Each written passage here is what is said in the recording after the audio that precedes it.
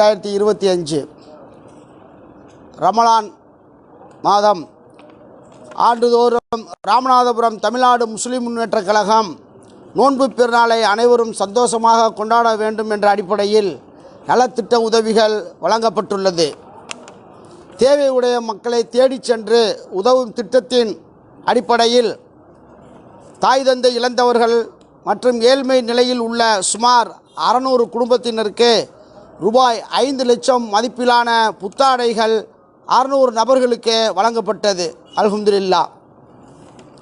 மேலும் அவரவர் தேவைகளுக்கு ஏற்ப சிறு தொழில் செய்வதற்கு ரூபாய் 5000 முதல் 50000 வரை ரூபாய் 7 லட்சம் மதிப்பிலான தொகை 75 நபர்களுக்கு வழங்கப்பட்டுள்ளது.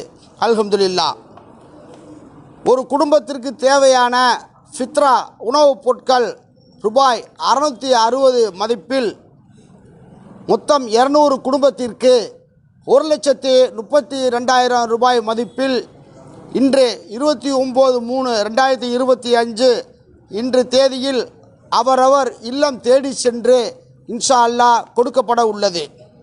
மேலும் ராமநாதபுரம் மாவட்டம் முழுவதும் தமிழ்நாடு முஸ்லிம் முன்னேற்றக் கழகத்தின் கிளை கழகங்களின் மூலம் மொத்தம் 3000 குடும்பத்தினருக்கு ரூபாய் 25 லட்சம் மதிப்பிலான உணவுப் பொருட்கள் மற்றும் புத்தாடைகள் மற்றும் பணமாக ரொக்கமாகவும் வழங்கப்பட்டுள்ளது.